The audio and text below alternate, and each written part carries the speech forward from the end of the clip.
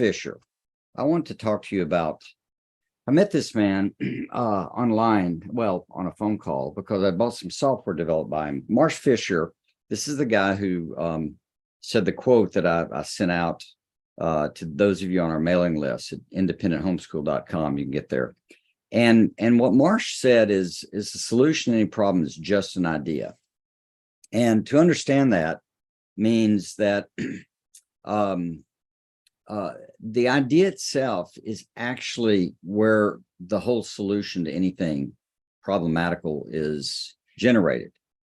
Now, Marsh was founder of Century 21, or co-founder, and he spent the remainder of his life working on creativity. How does this work? And I bought some software by him, and he offered, you call him and he'd show you how the whole software worked. So we talked for an hour or so, and it was a great conversation. He said, you'd be shocked at how few people ever call and want this help. But I want to show you the power of it, because I want you to understand in homeschooling, to transform your homeschool, all you need is an idea. To transform your children, all you need is an idea. And if you grab this, you can start looking for the idea, the thought that is going to change everything. So I'm going to give you some examples.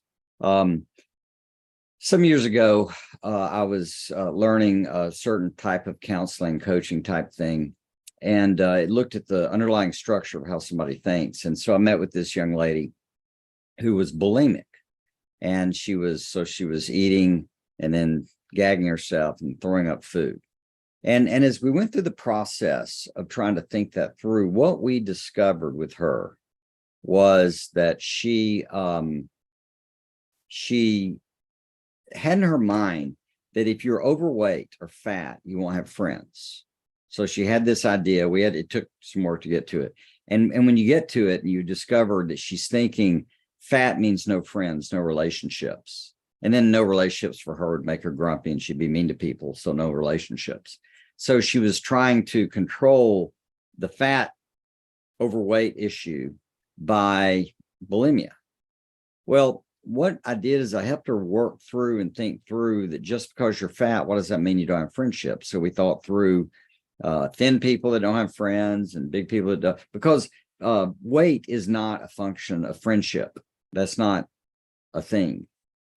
It might affect who you have as possible friends. Some people who are shallow and weight's an issue, something like that. Or only admire thin, or some people might only like overweight people. I don't know, but friendship is not function that way. So when we walked through it and got her to really think a fresh thought, and the fresh thought was that weight and friendship aren't related. And when she got that, the next day she took an apple or something to school, ate it, was fine. And then from then on, and I've checked on her, known her, this is 20 years or more, never had a problem. Not one since then. And I'm just saying I can magically cure anorexia, bulimia, but I am saying a thought is transformative. Another example was a lady who worked for me as an assistant. And we were going on a missions trip to Africa. And in that process, we actually we're talking about a number of the things we had to do. And one of the things was you can't smoke when you're over there. If you're a smoker, if you smoke cigarettes, or anything. So you can't smoke while you're there. And she was a smoker. And she said, I'm thinking of trying to give it up again because that'll be 10 days that I can't smoke, etc. And I said, great. And then as we talked, I made the statement because I knew she had just had a marriage or maybe a newborn grandchild. And I said, there's going to be a day that you're going to look at your grandchildren and you're going to say, I'm so glad I quit smoking so I could be with you and watch you grow up. Well, I didn't know this, but she was actually very angry at me for about 2 or 3 days. And then she finally kind of told me about it. But what happened, even that moment, way before we went on the trip, the moment that thought went through her head that she wanted to be alive for her grandchildren, she wanted to see them graduate high school, she quit smoking. And I checked not too long ago, and she still does not smoke. That's the nature of the game. So there can be one thought. I had a similar thing with with my daughter at one point. Laura had in her mind that, I mean, she quit eating meat, which I didn't care about. I don't eat meat now, but she just couldn't even put it in her mouth. Like I said, well, just show me you can taste it. And so it was very painful. So she came in one day and said, I found this. And she showed me the Bible, and the Bible said, in the beginning, Adam and Eve, and they ate vegetables only, basically, fruit of the garden, etc. And she didn't know I'd read the rest of the Bible. So I was able to walk her through that. And I found out what Laura was thinking is she was thinking that animals had souls, like Bambi and such. And as a result, if she didn't eat meat, that cut down on the possibility of one animal being killed to feed us. So, of course, I showed her Jesus made fish breakfast after his resurrection, Peter and the whole sheep thing, you can eat of anything. And once she got that clear, it all changed for her. So all I'm getting at, I'm just giving you some examples, and there are a lot more that I've experienced in my life. Even in my life, the moment I've known something, I've changed. I discovered years ago, because I was taught typing on an old typewriter. And in those days, you put a period and two spaces and then the next sentence. And I found out that apparently with computers has changed. I wasn't in on it, that it's only one space after a period. And the moment I knew that, from then on, I always just put in one space. I didn't mess up or anything, because if you get an idea in the right time, in the right moment, and it gets clear, it changes everything. So this is a lot of what Fridays with Fred is about. What I'm doing is I'm introducing you to a fresh way to think about what you're trying to do with your homeschool. And if you get an insight, a thought, an idea, it can literally change everything. And so that's what we're wanting to do. What I'm encouraging you to do is to keep being a pursuer of a better idea, a better thought, a better insight. So that's kind of our open conversation. And that's what we're doing here. And so if you've got things on your mind or in your mind that are a bit of a bother, then let's talk about it. So I'm looking for questions now. And Jody's going to come in a moment. 15 minutes, pretty good. So let's talk about anything homeschool, family, anxiety, stressors, etc. Here comes Jody. I can get it out of the way.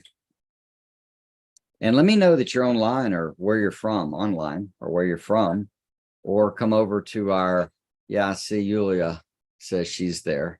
And if you want to come on to Zoom, in that context, we can talk face to face about a real situation, and that'd be awesome. But you throw out questions, it's great. There you are. We have a little delay. So let's see. How do we do this? Can we get us both in the picture? You may be in the picture. So what kind of questions are you wrestling with in homeschool?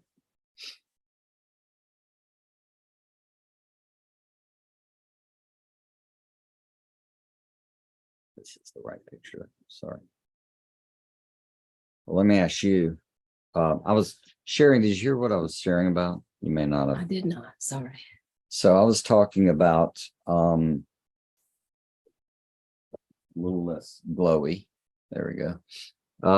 So I was talking about the value of just how one thought can change everything, one insight. So I gave the example of like Laura with eating meat, you remember, and the young lady I work with bulimia, and that assistant of mine who quit smoking. I mean, there are lots of things like this, but we're looking for an insight or an idea or a truth or a way to understand something. And the moment you do that, it can change everything. So for example, in homeschool, the moment we had a great conversation last week with someone, and the issue specifically was about a child that wasn't behaving well and wasn't doing schoolwork and struggling, whatever else. And I made the point, I said, look, homeschool is not a negotiation. And just that thought is going to be very helpful. If you think homeschool is like buying a car where you go and, you you figure out which car you want, and they have a price, and you can't quite afford that, or need the payments to be something, or say you're willing to pay a certain amount. And then they go to their manager and they come back and they give you another option and blah, blah, blah. And you negotiate this thing to where you get the car. Well, if you do that with the kiddos, and that homeschools a negotiation, like, do you like math? Okay, not really. Would you do some math? How much math would you do? It can work out with us. It was Jody would have a deli, and she'd make a different meal for all 5 kids. It wasn't quite that bad because there were only about 3 when we started seeing this. Can't do that with 7 people in the family. We're going to have, the meal, and then maybe we can get you something to put on it that might make it taste better. Or if you get hungry enough, you'd be surprised how much people like to eat, whatever you put in front of them. But even that thought that it's not a deli anymore, it's not a negotiation. We're not negotiating about food. We're going to try to feed you something nutritional. We're going to try to make it taste good, but on some level, you're going to have to just eat it, or, figure out something else, eat it next time around. And this principle itself is the essence of what starts changing everything. So if you quit negotiating with your children, that's pretty good. If you start understanding human nature and realize, that your kids want to feel good about what they're doing. Well, that's why when you set up a schedule or a frame where, let's say, they're going to do math for a particular period of time in the morning, and if they accomplish it, then, they can go on the next subject and you get school done and your afternoon's free. If you don't get it accomplished, you're going to have to do the homework in the afternoon. And doing the homework in the afternoon doesn't feel good. So they learn that it feels good to get the work done so they can enjoy their afternoon. At least that's the way the game definitely played out for us. So questions. Hey, Deidre said hi from St. Paul. We finally, it was 71 this morning, which for us is awesome. We've been above 100 forever down here in the San Antonio area. A little rain yesterday, about almost an inch. That was fantastic. Yeah, it was great. I mean, in the flood, I only think we got 10 inches. I can't remember. All right. So Deidre says, how to ensure that kids are actually closely reading their books. How do you assess? Yeah. So this is about what reading really is its comprehension. It's not just reading, it's comprehension. So we had a Laura, pick on Laura today, she's great. She's doing great. But she did get in a little bit of a habit of just running her eyes over something without understanding what she's reading. So technically you're reading, I can pick up Hebrew and I probably do Hebrew, but Greek for sure. And I can read Greek to you, but there are a lot of unique words I don't know, et cetera. And depending on the path, I wouldn't know what it's talking about, but I could read it to you. So this is a question about comprehension, and it's a great question. So how do you assess if the kids are comprehending? What schools traditionally have done is they give them a test, right? What we did is we would get them to interact and tell us about the book. So this goes back to something called narration. If you have younger children, you can do this with them. Well, older too. It's a great practice. Narration is where you read a passage, or let's say a chapter, or read for 5 minutes. Let's just say that, a book out loud. And then you stop and call on one of the kids to say, now say back to me in a more simplified way, the basics of what's happened. So I like to use the example of A Christmas Carol. Let's say we read the whole book and you said to me, okay, so what's it about? And I'd say, well, there's this really miserly man who was very stingy, and he lived alone, had no relationships, and his partner, who had died years before, came and visited him as a spirit, and he had chains that he had worked out in life from not being generous. And he said, you're going to see 3 other spirits tonight. And it turns out the spirit of Christmas past, Christmas present, Christmas future, showing this man's life, him growing up in a school, sent away from his family, and then he saw what he was doing presently for Christmas, his nephew and the guy that worked for him, etc. And then his future, and his future was going to be one of being laughed at, mocked, forgotten, and dead. And he woke up and realized that it wasn't clear if the future was guaranteed or not. So he changed with that insight and became the most generous man in town. So that's close enough. So if you can get your child after they read something to tell it to you and it makes sense and it's a story and you can thumb through and see, you're golden.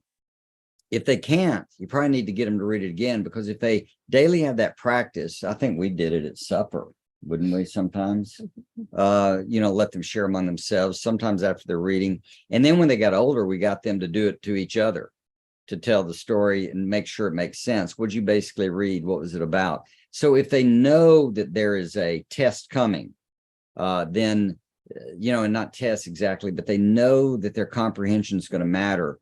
They're going to read better, because basically you get more of what you measure, and that's the game. You want to measure it.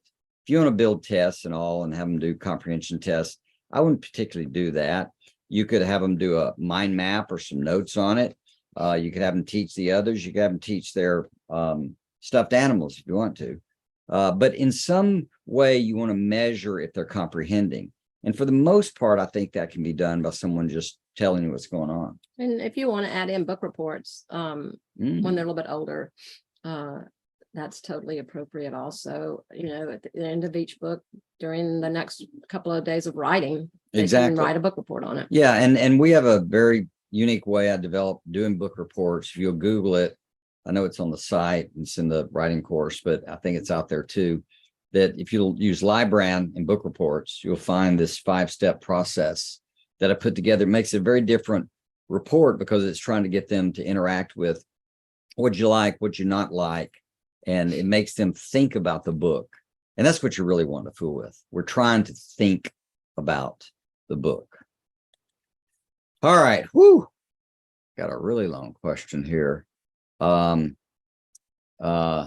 I see, I'm going to skip ahead because I see David hanging out here on driving around, hanging out on Zoom. So David, don't wreck, just stay on the road. I have a 10-year-old that will not read Little Women. Not even a little bit. She says it's the exact same thing as Five Little Peppers. She'll gladly free read tween fiction, but I want us to follow the Robinson book list as much as possible. Should I force the issue? But of course, she's going to have to go to college. Oh, it may not college or high school or anything. Someday she's going to apply for a job and they're going to make her read the job description. Well, I don't read it. That's the same job I had at that old place, because this is part of what she's trying to learn. We're not trying to just get you to read and be happy. We want you to learn discipline. And so maybe it is. I mean, what I do, I read this and I go, oh, great. If you prove it to me, I'm going to learn that lesson and probably let you skip books in the future if you really prove this. But here's how you're going to prove it. You're going to read Little Women, and then you're going to tell me exactly, we're going to make columns and you're going to make a list. You're 10, you can pull this off, and you're going to tell me what Five Little Peppers was about and what Little Women was about. And you're going to show me how they're the same. And then you're going to have a column that's going to show me how they're different. So I want to know how they're the same and how they're the different. Now, I will tell you there's a shortcut, David. And the shortcut is all stories are the same. What are you talking about? Every story you ever read. The difference is the characters, the nuances, the way the battle works. TV shows are the same. What'd you say? Her tween fictions, they're all the same. Look, here's how it works. You got a protagonist. That's the hero, the thing you're pulling for. Sometimes it's abstract like time, but usually it's a person. And that person wants something. And so they're on their way to get that thing. Usually it's just to go home and be at peace. But there's also a protagonist. I mean, an antagonist, the bad guy or girl, and they want something, usually world domination. And the protagonist, the good guy or girl, gets in the way of the bad guy. It's not that they're against him, it's you're just in my way.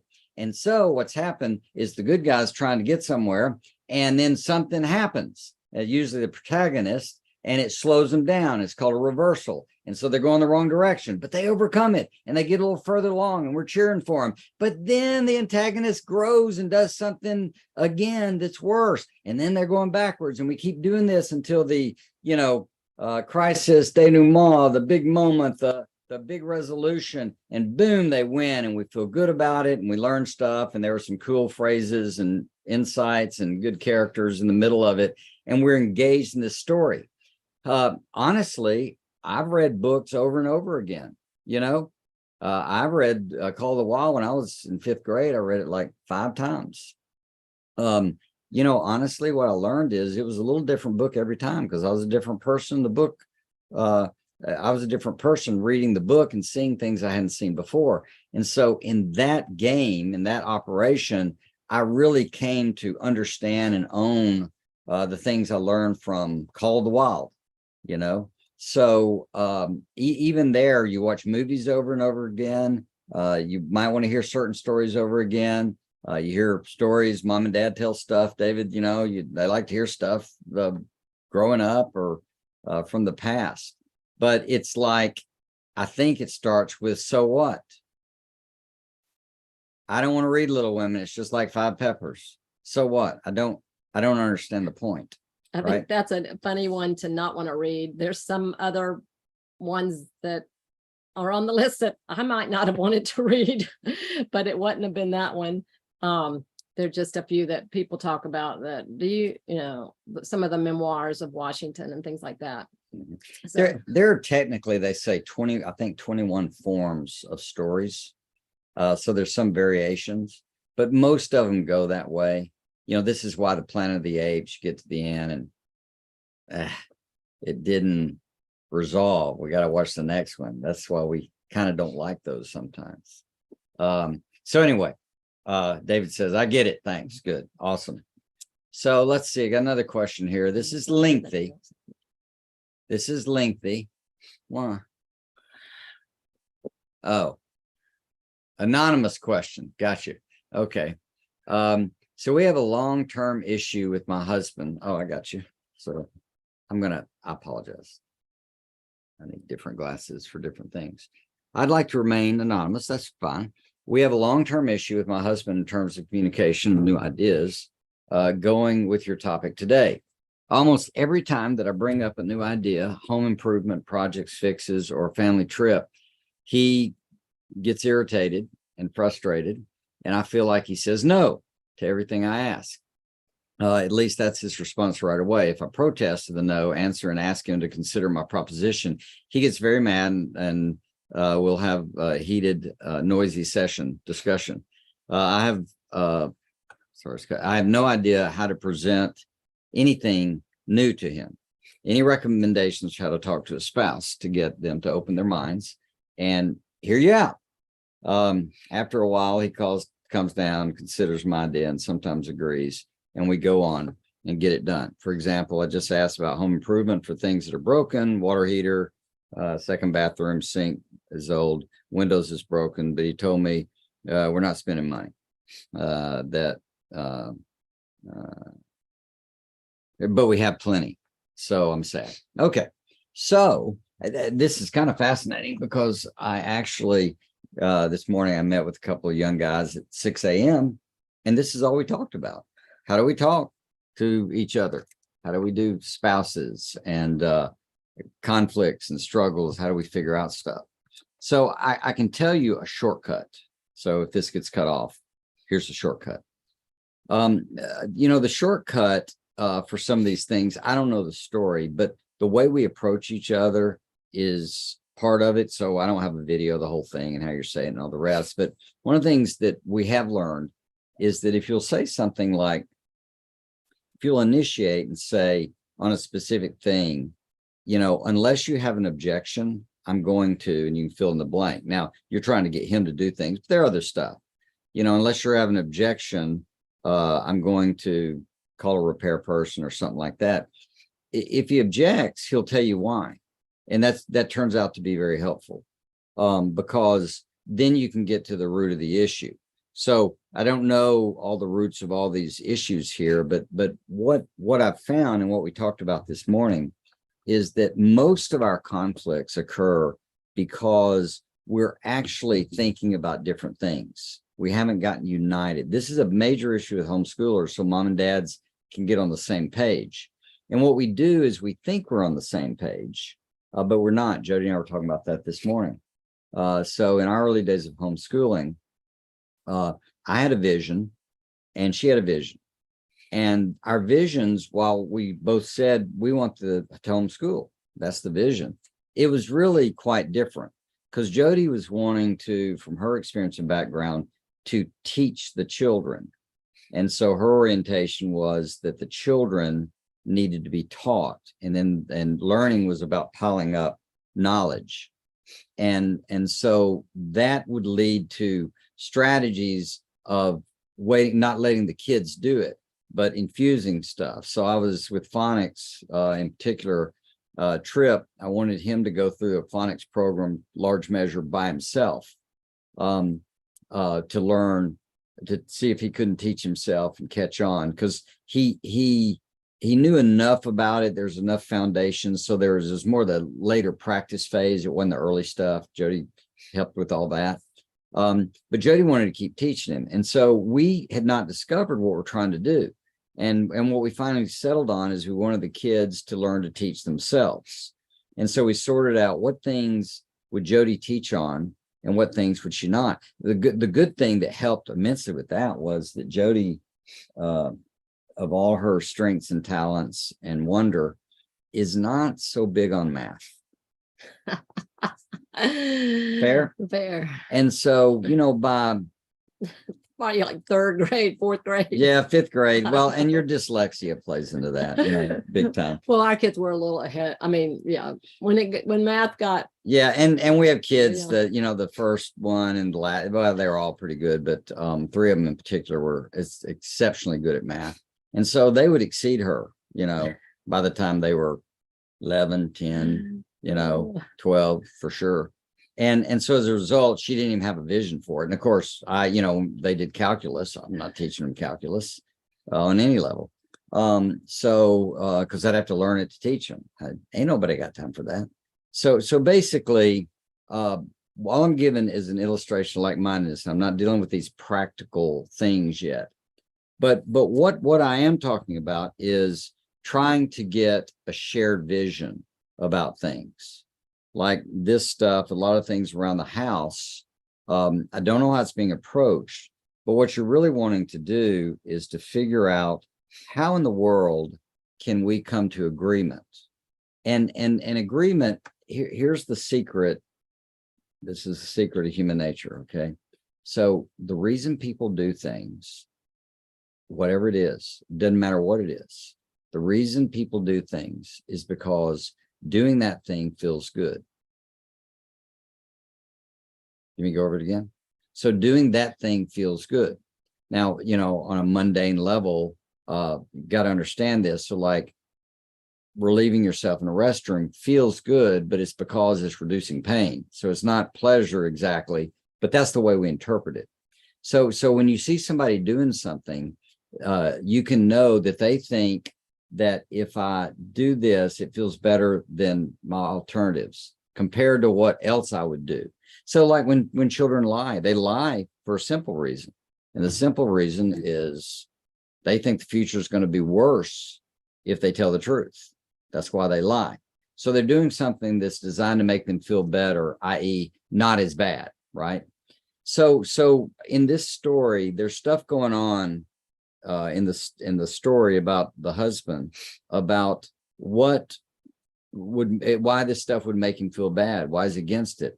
And I don't know the story. It could be he doesn't feel respected. It could be he's exhausted. It could be he feels like he's gotten onto all the time. I don't know. It could be anything. It could be maybe he's just grumpy. Maybe he's in the world to torture people. Unlikely, but it could be. So what you're wanting to do is try to figure out how can we pick an area and come to agreement. I would like us to share the same vision or idea. The way Amos says it is how can two people walk together unless they're agreed? There's just not a way to do it. And so everything starts with the idea of agreement and clarity. The same at work too. The conflicts at work are almost always expectations. If the boss and the person working for the boss don't agree about what is expected, or you don't even know it, how can it work? It's the same with the kids. Do they really understand what they expect or what you expect from them? So when you go through this, I'm trying to find what I wrote them. So I said, so here's a question. So we had this conversation, and then when I got home, I had a thought. And so I texted these two guys. So here's a question or two you could ask when getting a shared vision with your wife concerning any particular result. I was dealing with men towards their wives because it works both ways. Most of our problems stem from not having the same vision for an outcome. So we talk and work at cross purposes. So here are the two questions. How can we imagine this turning out so that we both feel good about it? That's good. I didn't share that with you. And the other one is, if it was really here, what would it look like and how would we feel? And what I mean by that, if we really got like, let's pick one. Vacation or home project. No, one here. Oh, those were on there. Oh, vacation was on here too. Mhm. I thought that was just us. We had vacation issues. We may have Or had family trips. Yeah. So, water heater, so broken window, not spending money on it. Yeah. So this is more at a higher level, about our attitudes and expectations just on our home, so how could we imagine this turning out so we both feel good about it? So it's like this home is where I live and what we're trying to model to the kids and whatever else in my mind. I want things to be fixed better, but you don't. So I may, my standards may be too high. I don't know what's going on, but is there a way you and I could come to agreement about what we're trying to do with our home? Specifically, I'd say, can we imagine this turning out so that we both feel good? You're really wanting to figure out in that couple's relationship, what can we do about this issue to make it go away forever? That's a whole course. But we're trying to figure out, how can we both feel good about it? I'd like to feel good, and I would like you to feel good. And so we have this area that we get frustrated and all, and I don't know what's going on. Objectively, I'd say what's going on is, how do I say this? Let's see. You're not getting your way, and he's not getting his way. How would you say it? Yeah, I mean, Have we ever gone through anything like definitely this? sounds that way. Yeah, of course we have. Yes. Yeah. So what you're trying to do is find, and by the way, these guys wrote me, said, great, thanks. I'm going to experiment with it soon. I just got to figure out which part of our lives I'm going to try it with first. Smiley face. And I wrote back, small experiments don't usually blow up the building. So you might want to start with something small, like, look, I love you. You love me. We have a problem. You're not the problem. I'm not the problem. We have a problem. You can get an inanimate object and hold it up and say, this is the problem. And could we figure out how to team up and solve this problem? In fact, if you'd go back through your life and think through what things have y'all teamed up on and how'd you solve it, that probably gives you a pattern for how y'all work. So if you'll go back and think about something you teamed up on and solved, you had kids, so apparently there was some teamwork there to have a baby. So you want to figure that sort of thing out in terms of a pattern, and go back and say, that's what I want. I love you. You love me. We're married. We're committed. Can we start figuring out how to have a shared vision? And maybe it starts with him. What does he want to improve around there or do in life? And maybe some of it's to be left alone. You want to understand that too. What does that mean? Does he need some time alone? You may too. But in large measure, whatever you're doing, it's the objective of coming to agreement about a vision for how something turns out where you both feel good. Can't leave out any of that. You got to picture the future. You got to know what it's going to look like, and you both feel good about it. Until you do that, tough break. So our vacations wasn't good for me because I'd go stay with Jody's folks for several years. And so I'm in their house, and her dad would give me projects to do because, of course, on vacation, I'd love nothing more than working on mechanical things or building things. Not. So as we thought it through, what we finally realized, we'd go somewhere else, but we wanted to see family. We live so far away. So we started figuring out how to rent a place at the beach, and they rented a room for them, and they come visit, and my family come visit. If they wanted to pitch in some, they did. They had people they could stay with, stay somewhere else. But basically, we came, stayed a good bit of time, but I had my own place. So it was my vacation, because not my, ours, but in my mind, because I was working, it was a break. And so we could enjoy the beach, we could enjoy family, but I wasn't caught in their world. Jody felt good about that because she could see her family. I felt good about it because we were in a place separate from her parents. So we figured that out. And that's what you want to do on anything. You got to figure out a vision that we can both feel good about. So finding out what your husband would feel good about is going to be key, because he obviously doesn't feel good about this stuff. I don't know why. You'd have to dig through it. But there's something in there going on. And you can do it too. You can be frustrated about stuff. This is a lot of where the miscommunication is. But the goal of the vision that you both, how it turns out, you both feel good about, is going to be, I'm going to argue, essential. Just essential. What do you add to all that? I feel like I talked too long. No, I mean, if that's all great. Obviously we don't know how it goes down specifically, but how you present something can be important. And I think you started out with that, but I'd like you to consider this. This is something I would like that would minister to me. Could we possibly do such and such? Or cool. Yeah. So Kenneth throws out another one. That's a starter kit. There's more to it. If you own our courses, we have a course on relationships and a course on communication. Both of those would be essential. Kenneth says, would you guys mind briefly sharing your screen time schedule philosophy? To be honest, I'm struggling to limit my kids to an hour per evening and 2 hours on the weekend. So the way we did it was screen time and TV and computers were the same in our head. And they had a certain amount of time each day they could spend on it. And they switch something.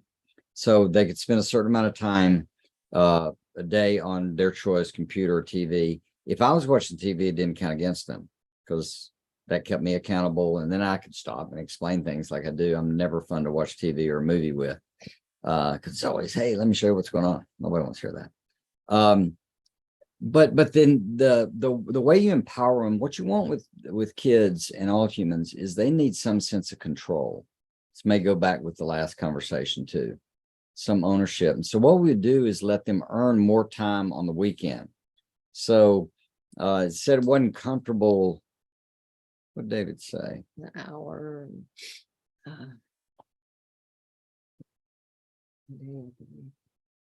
Sorry.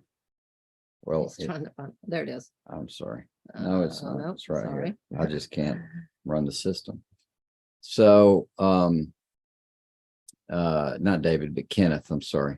To be honest, I'm struggling to limit my kids to an hour per evening and 2 hours in the weekend. Yeah. So what we did is we let them earn more time, and you can do that how you want to. The way we did it is, if you spent, in our mind, reading, if you spent, let's say for every minute you spent, how did I do that? Was it a half minute? Was it 1 to 1? It was not 1 to 1. It was half. But I think I did it in 30 minutes. Like, if you, for every 30 minutes you read, you get 15 minutes of extra screen time.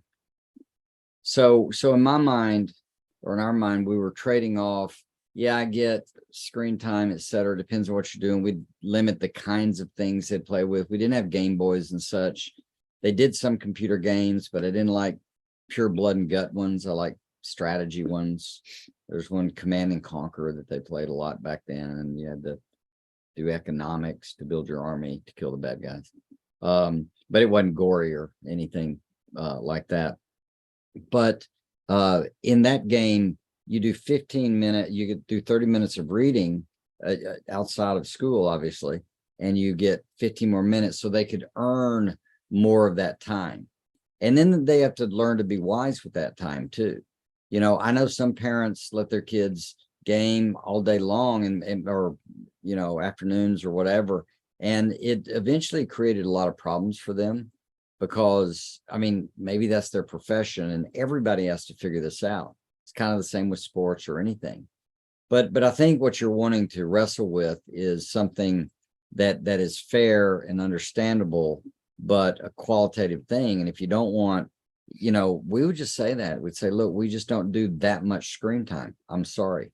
As they got older, that'd change a good bit. And if they did their work and their chores or whatever they had to do, then they're golden. What are we going to do with that? The question a lot of times is what one piece is just how much screen time, because that's not healthy. And as a person that's on the screen all day. But the other is the quality of what they're doing. But somehow if they can own, and maybe there are other projects, other things they do, I don't know. But if there's a way in which they have control about gaining more screen time in a way that makes sense, I think that works. That's what we did, which was the question. And there were when they were especially younger, they weren't, it was communal. They weren't in their rooms by themselves with computers and TVs. So that's another important thing, I think. Yeah, and that kind of worked out kind of weird. So if one was playing a game, the others could watch it. That's what I was about to say too. You know, so, and but that was a kind of an accountability thing too, or a teaming up where they work together. Yeah, and I remember one kid we would set timers. I think a lot of the devices now. I was finding out this recently from a kid at Sunday school, but they have they'll just shut down at a certain time. You can program it or something anyway. But we would just set timers because they would get lost. They wouldn't realize that their hour had gone by. They were and we'd break it up. Time to go outside. Time to go do something else. Yeah. I will add something. This changes as they age. Everything does. So in our mind, as children progress and get older, like we'd have different bedtimes at different ages. We had different amounts we'd spend on their gifts for Christmas. We had an actual chart of when you get to this age, they didn't know that. Yeah, they didn't know it, but we did. But everything in our system was built that with age comes more responsibility, more opportunity, but you're more responsible. So bedtimes would change, accountabilities would change. I think screen time is going to work out that way because someday they're going to be out on their own and they've just got to decide.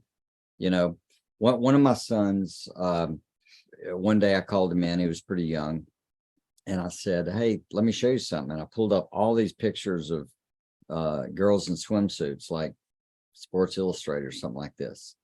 And he was mortified because they were his, not mine. And what they were is I knew about caches and other things in the computer, and I could show him, look, I saw your history. Here's what you're looking at. And he was mortified. I said, look, I'm not mad about this, but I want you to understand, you got to figure out what your life's going to be about.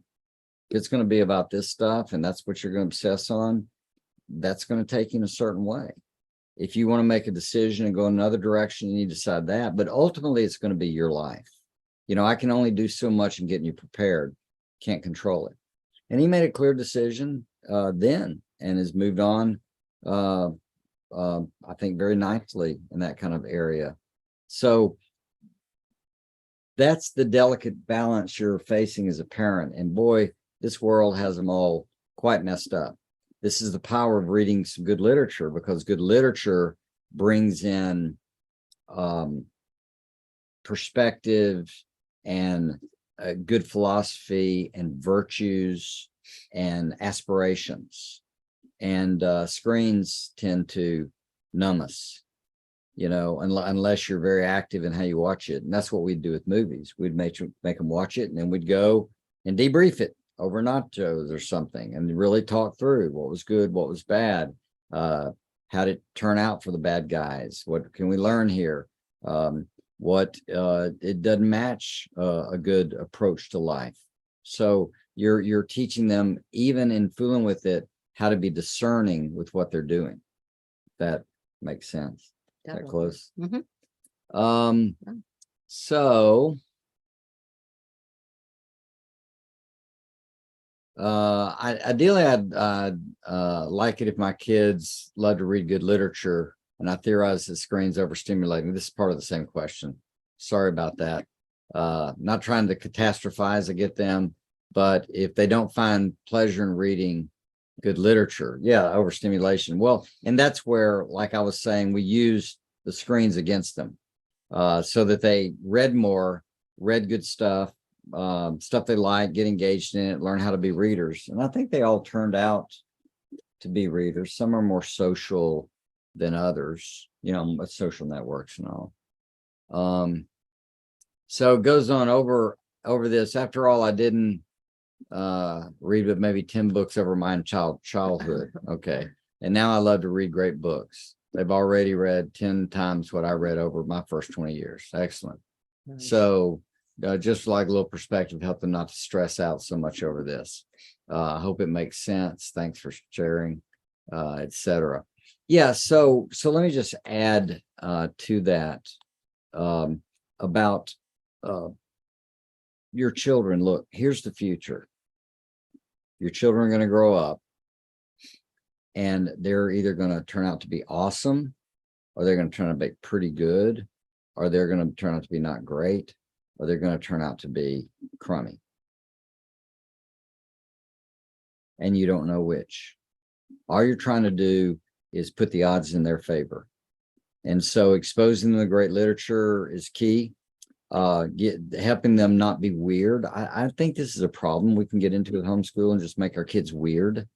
And so I'm not trying to make them weird. We need to interact with this world we're in, but it needs to be mindful. They need to be aware of what they're doing. So if they know how to read and they can comprehend, and the human imagination is way better than what they can do on screen for the most part, it just takes a little more work. But I think what you're trying to do is the right kind of balance. And that's what we're all looking at. Balance, let me stress this, is not equal parts. Balance is the right amount of the right thing. So you don't put half in a soup, half of it in salt, right? It's just the right amount of salt. It's not the whole thing. So this is the stuff that in your life, you get to figure out on what basis and what principle. And for the most part, what you're trying to do is introduce them to paradigm shifts where they know they can do stuff, and then they can figure out with their life what to do. So I remember one of my kids made the statement one day, "I'm a klutz." And so I thought about that. And so I came up with this thing that the boys, there's just 3 boys at home at the time. And I said, all of y'all are going to learn to juggle. Here's a book on how to juggle. Here are juggling balls I bought you, little hacky sack type things. And I want you to learn to juggle. And when you can juggle for 15 seconds and not drop one, you will earn a day off school. And one did it pretty quick. One did it okay. And the one that was klutz took forever. Not forever. It took a while. But finally did it.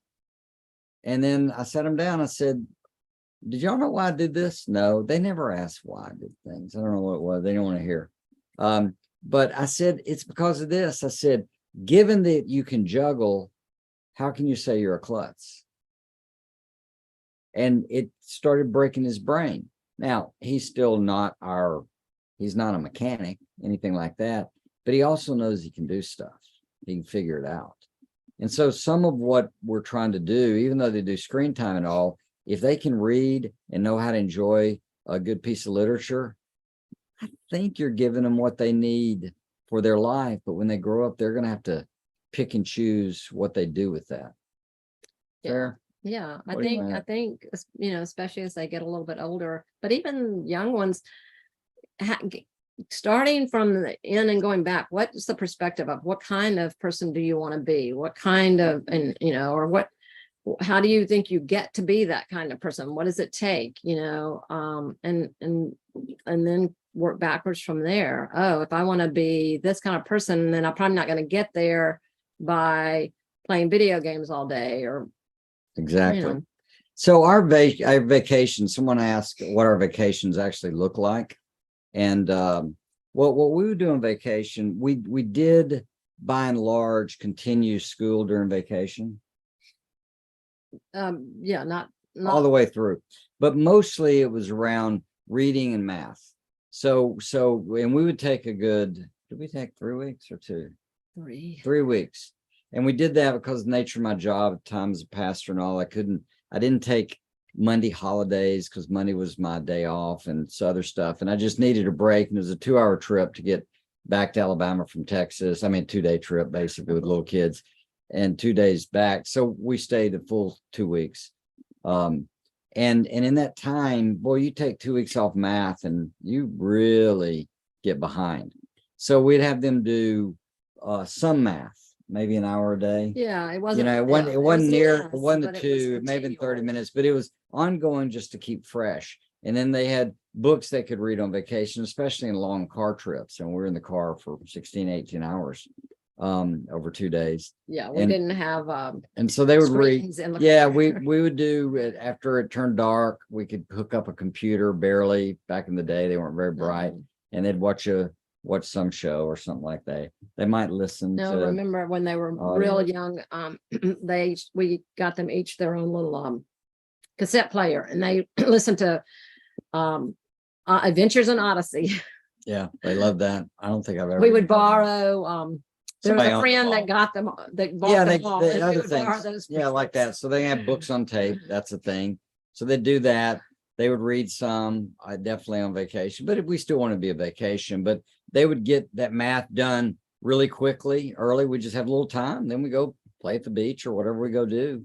So it wasn't torturous, but it was enough to keep them in shape, just like, I run, so I don't take 2 weeks off at the beach. I still need to run. Maybe it's every other day, maybe it's every third day, but I need something to stay enough in shape so I don't come home. I got to start all over. So we would do some school that way, but a lot of it was more of that looser sense of education. I still might teach them something or do a Bible study. I remember one time I found a jellyfish, little one, and it was in a glass jar or something that they could see. And it just suspended there kind of perfectly. And so I had them all draw it. So they practiced some of their art stuff and observation, because we were looking at what can you notice here? And so we talked about observing what all we could see about this jellyfish and then different pictures of how it looked. That's education too. You're teaching to observe, you're teaching them to engage their whole brain and writing and talking about it, etc. So we would definitely do things like that too. But we didn't make vacation. We did school during the summer. We did school on Saturdays. Saturday was math only. And you get out of math if you did a service project in the community that day. If you went and picked up trash or something like that. So some did more of that, some less. Most of them learned, just get up and do your math and go on with your day. But that kept them moving, kept them fresh, and kept them being educated. Sundays, nothing, right? And I didn't see what the question was actually about the vacation, but we would go to the same area every year at the beach, and it was very relaxed time for everybody. Really, we didn't pack it full of activities, so we were just there and resting and enjoying. So in the notes, Patrick points out we're about to have our 12th child, 24 years to a new baby on the way, and I'm 45. Whew.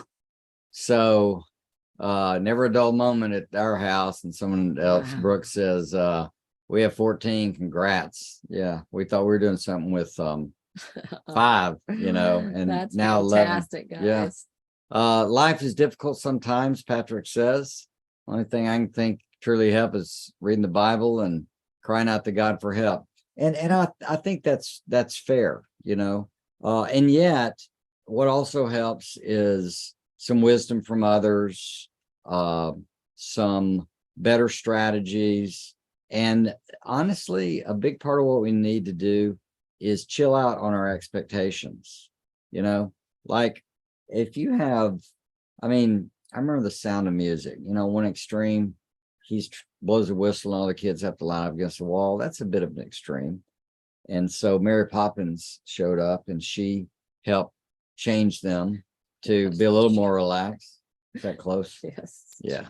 So, yeah, some wisdom comes in, systems come in, but some of it's just reality. I mean, we at one point had all the children had chicken pox, one after the other for a 10-week period.